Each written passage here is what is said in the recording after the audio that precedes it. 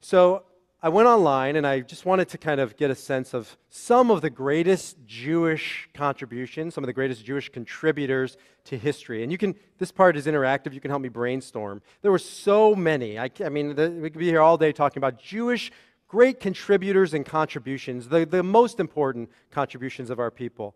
And you look at this list on Google, and it's obvious ones like Albert Einstein, who was the obviously creator of our physics and inspired certainly a movement of physicists, and Jonas Salk, and the vaccine for polio, coming up with Galileo, the discovery of light. I look at David Tucker right now, and I just look here, and it says Gabriel Lippmann, the discoverer of color photography, another Jew. All kinds of that I didn't even realize. Isaac Singer, the Singer sewing machine, which revolutionized the way we create garments. Levi Strauss needs no introduction. The list goes on and on. What are some other great contributors to Jewish history? The most important. Stan Lee, right? One of the contributors of comic book superheroes. Almost all superheroes in comic books were written by Jews. Another conversation which we've had before. Who? Marvin Hamish, who just died. Marvin Hamish's contribution was music. Irving Berlin. All right, that's a whole other conversation, and I am not getting in trouble over that conversation yet again. That's double jeopardy. Moses, of course, right? Moses, the great leader who led the Jewish people. We go on and on. We haven't even gotten into the culinary arts with the invention of bagel, which came from Krakow.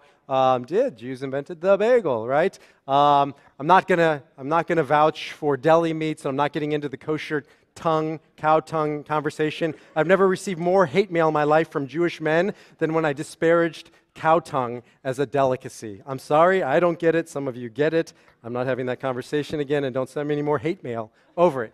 There are many, many examples, but I want to talk about one that I think is the most important, perhaps one of the most important, and that's a word, an idea embodied in a word. It's a word, oftentimes the best words in Hebrew or Yiddish are the hardest to translate, and the word is chutzpah, right? How do you translate chutzpah? I Googled this. Nobody really knew how to translate it. Gall, nerve, audacity. But you know what's interesting? Google chutzpah when you go home, and you will get not only bad definitions, but everybody starts using the same example over and over. There's a story on the internet about, I'm assuming, I guess then, the founder of chutzpah. And she's the little old Jewish pretzel lady. Maybe you know about her. I didn't know about her until I Googled chutzpah. A little old Jewish pretzel lady sold pretzels on a street corner in New York City years ago for 25 cents. Every day, a young man would come by her little push cart and put a quarter in her little cup, but he never took a pretzel. This went on for year after year. The two never spoke. Every day he'd put in a quarter. Every day he wouldn't take a pretzel. Finally, years later, the man puts in a quarter, doesn't take a pretzel, is about to leave, and the first time the woman speaks to him and says, "Excuse me, sir, you are amazing. You're one of my best customers. I thank you so much, but you do need to know that the price has gone up to 35 cents. Chutzpah, right? Audacity. Saying what you got to say, getting your needs met. Now that's just chutzpah. Rebbe Nachman, the great mystic, says there's actually something called azut de kudsha, or as Reb Shlomo Carlebach translates as holy chutzpah. And the difference is chutzpah has its place, but chutzpah is about you. Holy chutzpah is about that same mentality, but put towards a cause, put towards another person, put towards something else. Rebbe Nachman says something very beautiful. You need to know that just as there is ordinary chutzpah, or even unholy chutzpah, which is a bad character trait, so too a person needs holy chutzpah, because it is impossible to confront evil, and it is impossible to draw near holiness without holy chutzpah. As the rabbis taught, be bold as a leopard. A person needs holy chutzpah if he is going to fully, completely, courageously, boldly live this life. And as you start looking through history, obviously the little old Jewish lady who sold pretzels wasn't the inventor of chutzpah, because she's in a long line, a long tradition of other little old Jewish ladies, boobies, who had some great chutzpah and changed the way we live and changed the world as we know it. There are some famous boobies who had holy chutzpah, like Henrietta Sold or Golda Meir. And then there's many, many more boobies throughout history, and mothers and matriarchs who exemplified holy chutzpah. Why? How? By living at a time and in a place where the odds were against them and their families. And these grandmothers and these mothers and these women continue to hold the family together and continue to better and further the lives of their children, giving them opportunities oftentimes, more often than not, that they themselves didn't have. Coming to this country or moving to other countries so that their children, their family could have a better life, sending their kids to college. I mean, the list goes on and on of great women who have sacrificed and devoted themselves to their family, and yes, roared like a leopard, like a lion, like a matriarch, exemplifying holy chutzpah on behalf of those whom she was there to protect and preserve. Of course, there are great Jewish men who exemplified holy chutzpah as well. But I want to talk about the women who have exemplified this in the past and in the present, because too often we end up talking about just the men. Too often, certainly in the Torah, the women get overshadowed when it's not always the man, but the woman whom we're here to remember and revere. And that's this week's Torah portion. This week's Torah portion, Exodus, right? You have all seen the movie. You all sat through the Torah reading earlier. You know the story. It's infamous. Who is the protagonist in the story? God. What's the other choice?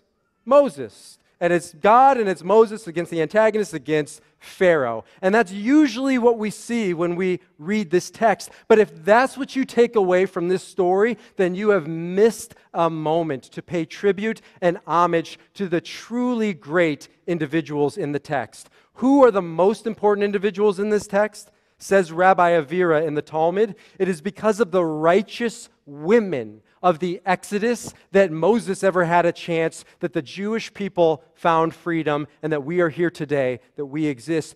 And who are those righteous women of the Exodus? There's 6 righteous women.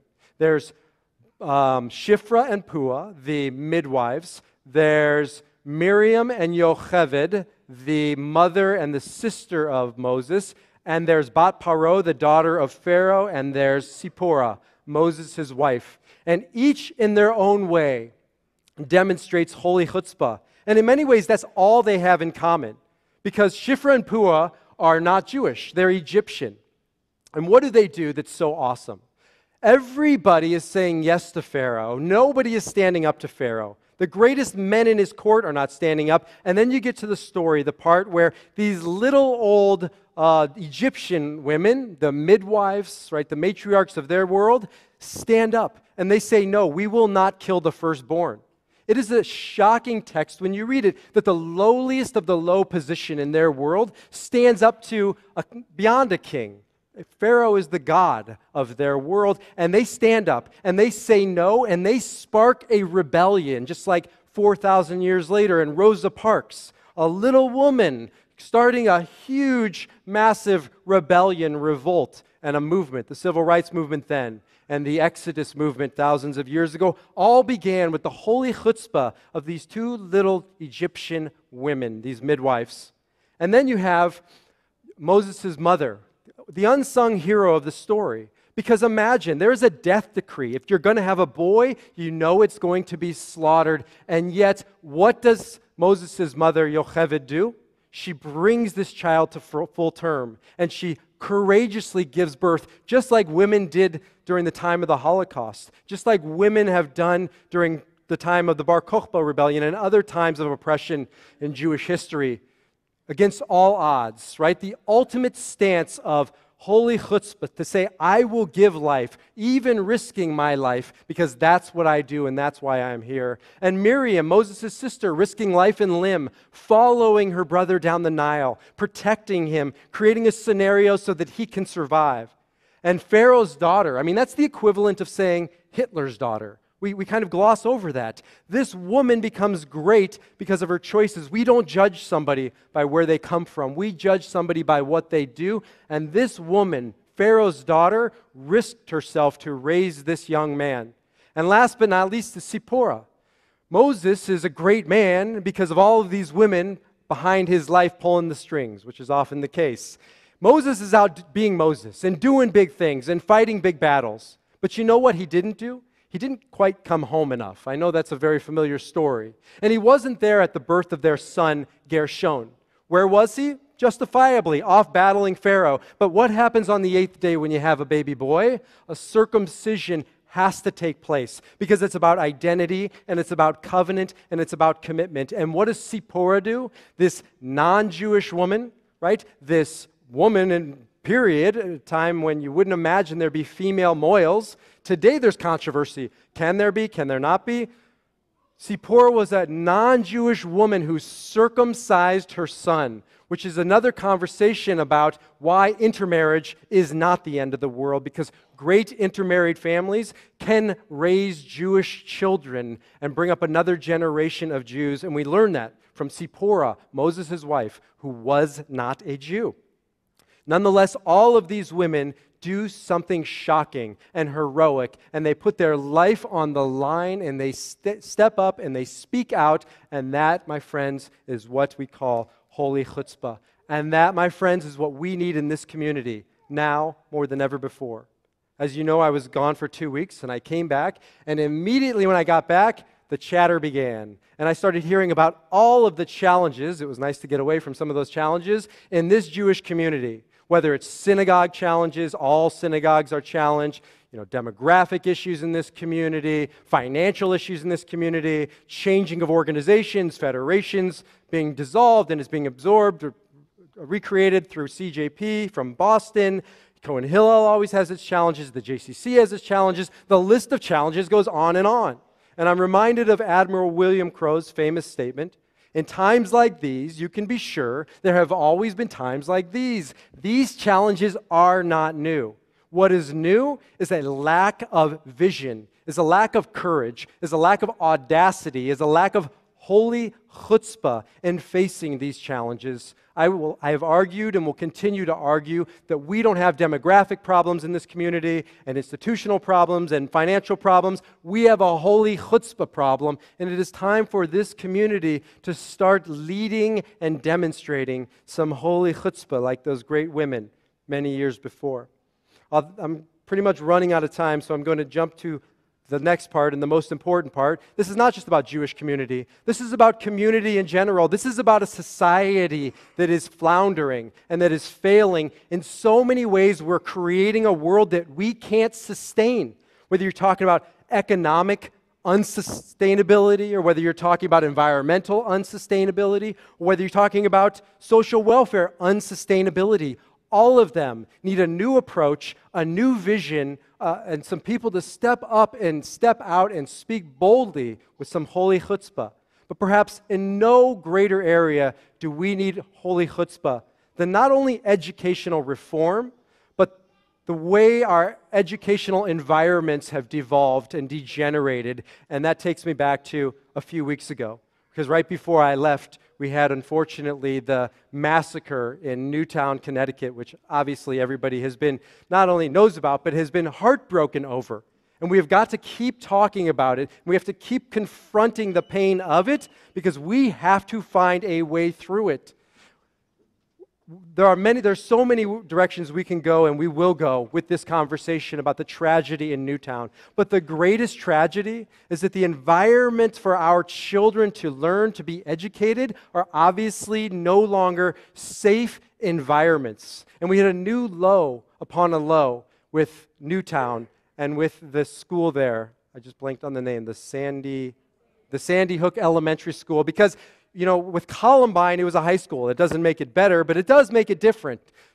When this happened with Sandy Hook, something in each and every one of us was opened. Our hearts were ripped open, lives were taken, the unthinkable took place, And it just reminded all of us that we have got to start addressing these problems, and we have got to squash these problems. And we have great examples of people who are willing to step up and are willing to speak up and are willing to speak out. And let me end with this, because as important as it is to remember those children who were killed in Newtown, and we will continue to talk about them and remember them, sometimes the adults get overshadowed. And I don't know if you're aware of it, I'm sure you are, but there were adults in that school building who were killed. And I'm not sure if you're aware of it, but they were all women. Because by and large, women are teaching our children. 90% of elementary school teachers are women. And the women that were killed, there were 6. And these 6 women, as you read about them, right, go read about them online, these were women with holy chutzpah. Many of them could have chose to have left the building. But what did they do? Each and every one of them, they stood their ground. They threw themselves in front of a bullet, in front of a shooter. They protected their pupils. These children, my friends, these women did the unthinkable. They gave their life for an incredible, a beautiful, a great, a holy cause. And that was the preservation of young, precious children. These are the righteous women of our day and age. We had the righteous 6 women of the Torah. We had the righteous 6 women of Newtown, Connecticut. And I have a feeling there are many, many more righteous women and righteous men out there who have had enough and who are willing to do anything and everything to change the path that we are on. So my prayer for all of us, each and every one of us, man, woman, child, is that we start to think about holy chutzpah and approaching our challenges in a different light. And my prayer for each and every one of us is we become a part of a community, this community, that is all about holy chutzpah, that is saying the status quo is not enough, the path that we are headed on is not good enough, and that we demand a different path. We demand a better path. We demand change. It only has come in the past through holy chutzpah, and it will only come in the future through holy chutzpah.